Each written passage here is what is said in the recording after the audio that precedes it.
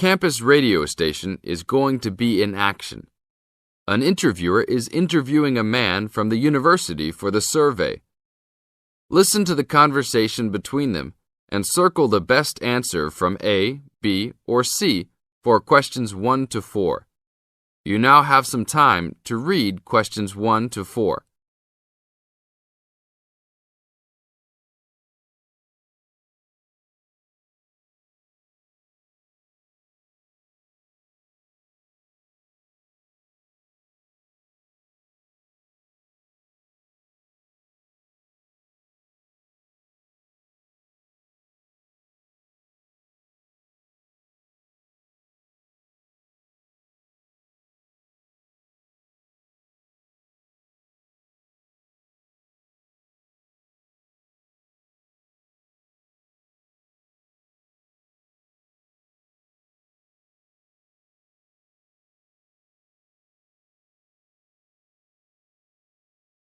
Now, we shall begin.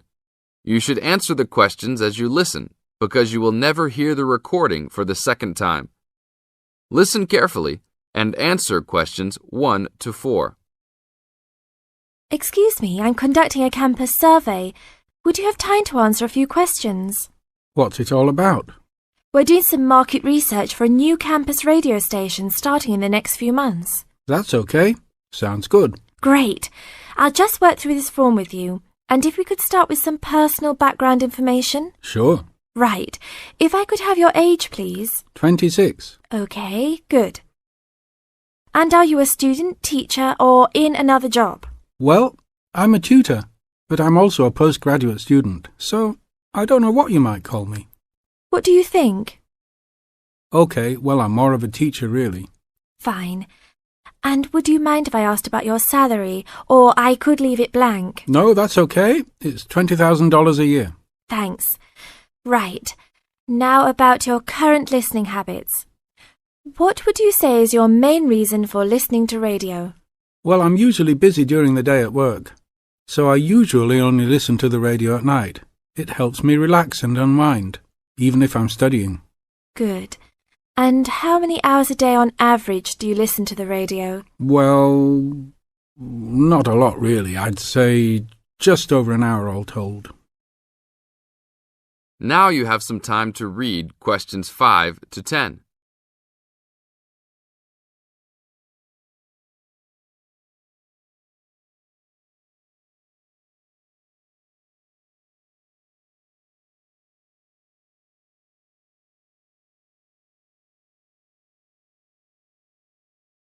Now listen to the second part of the interview and answer questions 5 to 10. So, what are the 2 main times of the day that you listen to the radio? Well, for a little while around breakfast time, and then it tends to be later, after dinner, when I've finished any serious work I need to do. And what sort of radio programs do you like? I like the news, but I also like classical music. It helps me to relax. Fine. And turning to the new campus station, which type of programs would you prefer?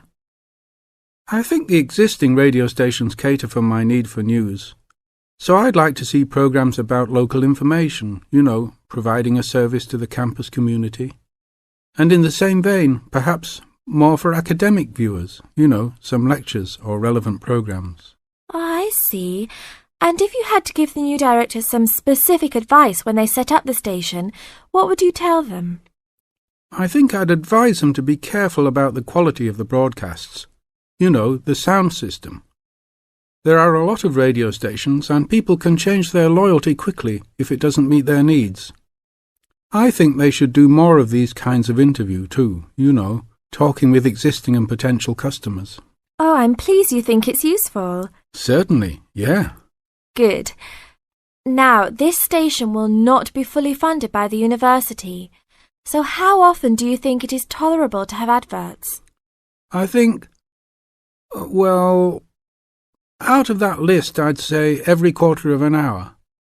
Of course, that's providing they don't last for 10 minutes each time. Oh, quite. And are you interested in attending any of the special promotions for the new station? Yes, I'd be happy to. as long as they're held on the campus or nearby. OK, I'll note that down. And finally, may we put you on our mailing list? Well, I'd prefer not, except for the information about the promotions you just mentioned.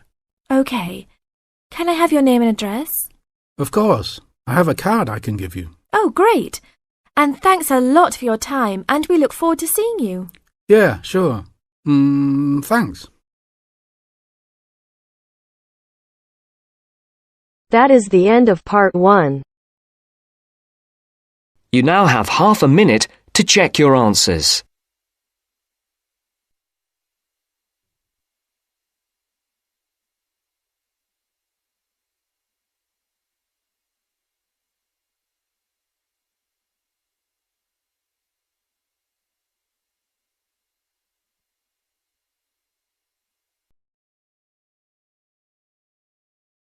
Now turns to part 2. Part 2. You will hear a presenter on a radio phone-in show. The presenter is talking to a woman who was bitten by a poisonous spider. First, you have some time to look at questions 11 to 15.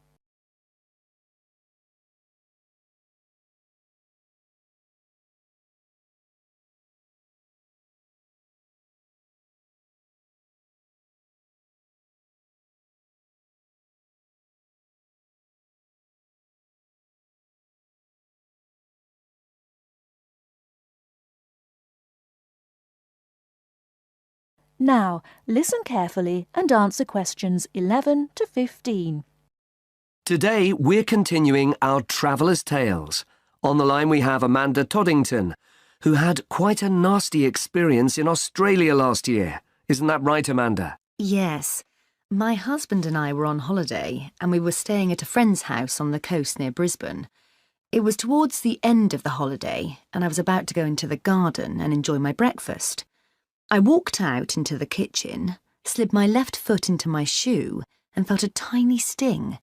It was pretty painless, but I shook the shoe off my foot and saw this tiny spider running out as the shoe hit the wall. Anyway, not being an expert, I presumed the worst, that I'd been bitten by something that was going to kill me, and I completely lost control. I don't think I've ever screamed so much in all my life. We'd been told beforehand to always check our shoes before putting them on, as it's a common way to get bitten. So I suppose it was my own fault, really. So what was it that had bitten you? Tony, that's our Australian friend, he immediately asked me if I knew what had bitten me, and I pointed to the corner of the room where I'd last seen the spider. He picked up a jar and found the creature in the corner where the shoe had hit the floor. "It's a redback," he said, and he gently placed the jar over the spider. The funny thing was, we'd been talking about some of the creatures we needed to be careful of a few days previously, and as he said the name redback, the conversation came flooding back to me. In particular, the fact that the bite can be extremely painful. I've found out since that the redback is from the same family as the black widow spider, and it's the female that does the damage, which it turned out was what I'd been bitten by. You must have been absolutely petrified. You can say that again. I remember feeling quite confused. I wasn't in a great deal of pain to begin with, and yet I could see from our friends' faces that they were concerned. Tony explained that the venom or poison of the bite spreads quite slowly, so the pain doesn't feel too bad at first. Gwen, Tony's wife, brought an ice pack, and Tony held it against the bite to make it less painful. Apparently, you're not supposed to put a bandage on the area, as this can make it hurt even more. Tony tried to put my mind at rest by explaining that this was quite a common bite, that the hospital would have an antivenom, and that everything would be okay. But I was beginning to panic. We were flying back to the UK the next day, and I really didn't know what to do. Before you hear the rest of the talk, you have some time to look at questions 16 to 20.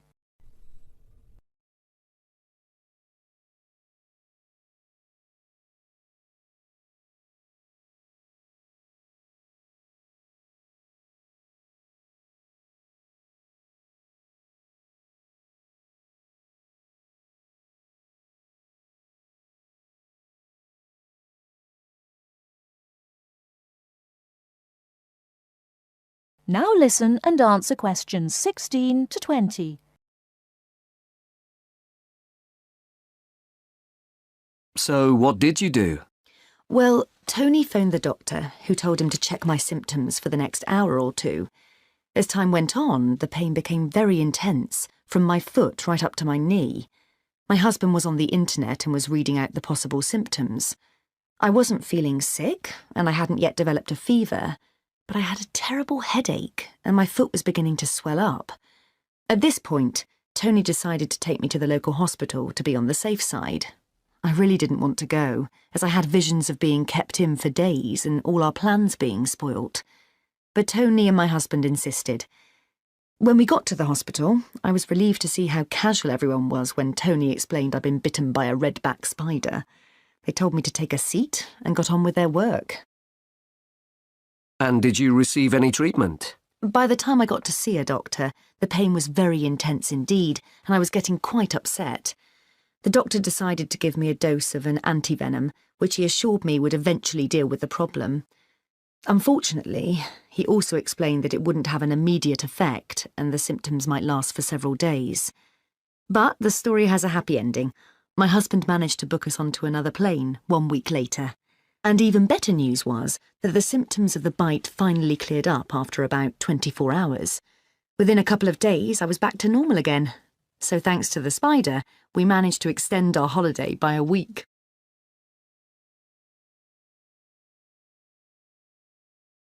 That is the end of part 2.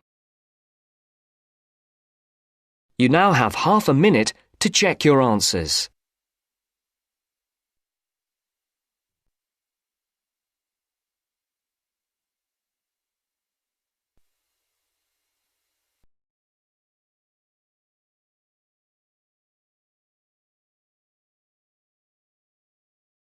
Now turns to part 3.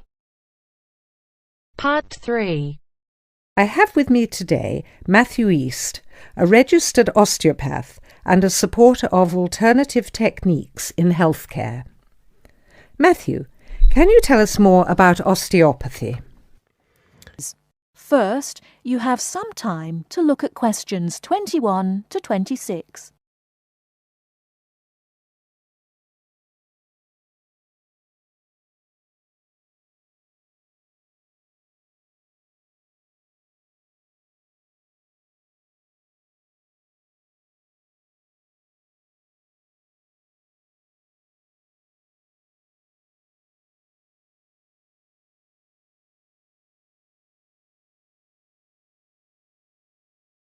Now listen carefully and answer questions 21 to 26.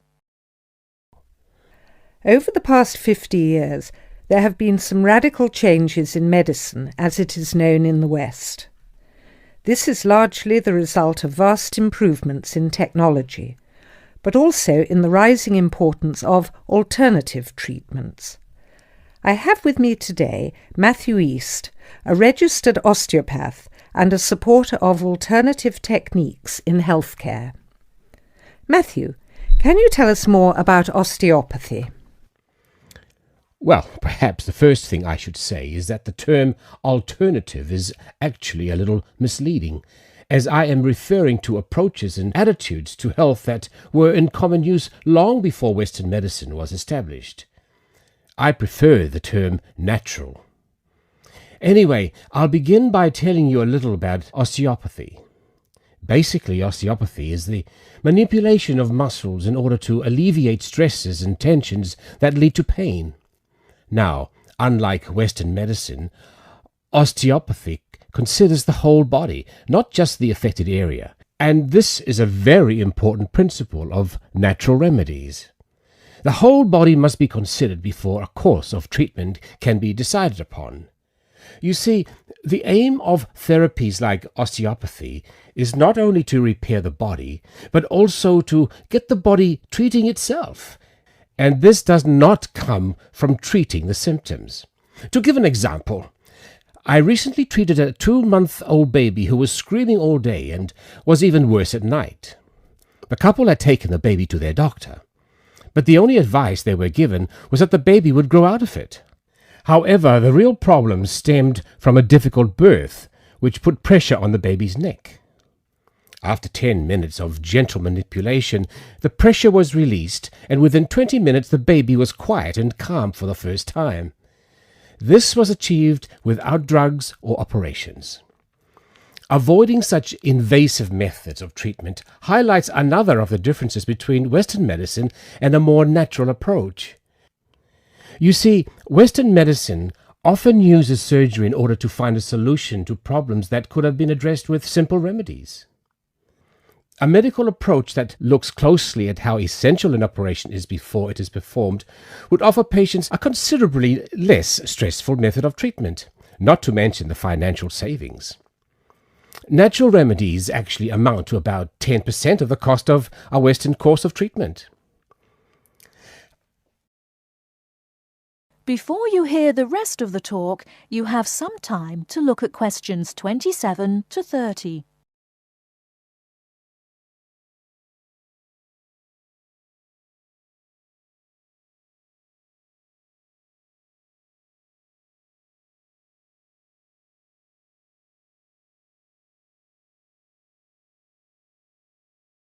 Now listen and answer questions 27 to 30.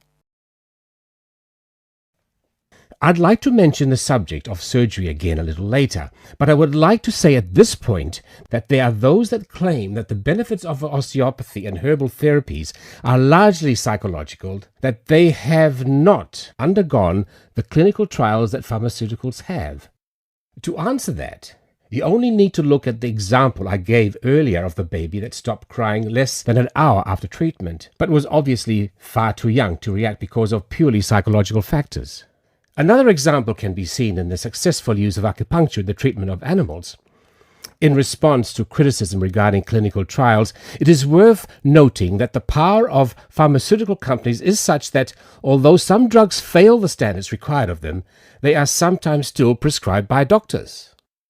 Moving on to another point, it should be stressed that natural remedies, in addition to having no side effects, can also be applied to any patient.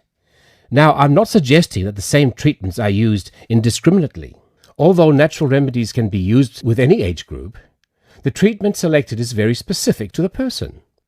By this I mean that not only the general health of the patient needs to be considered, but also their habits, diet, and lifestyle in order to build a complete picture.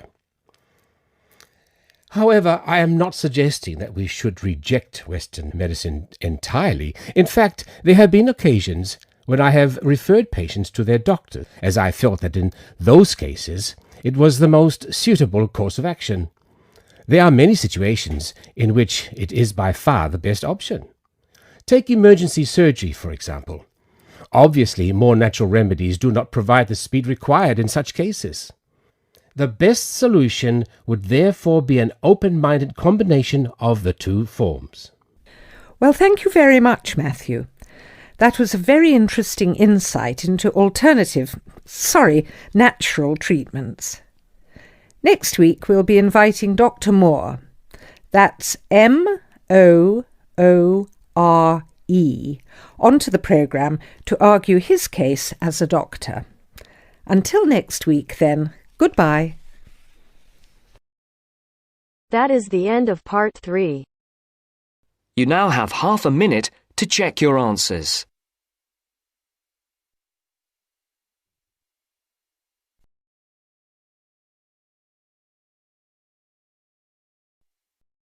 Now turns to part 4. Part 4. In this section, you'll hear a lecture on coral reef. First, you have some time to read questions 31 to 40.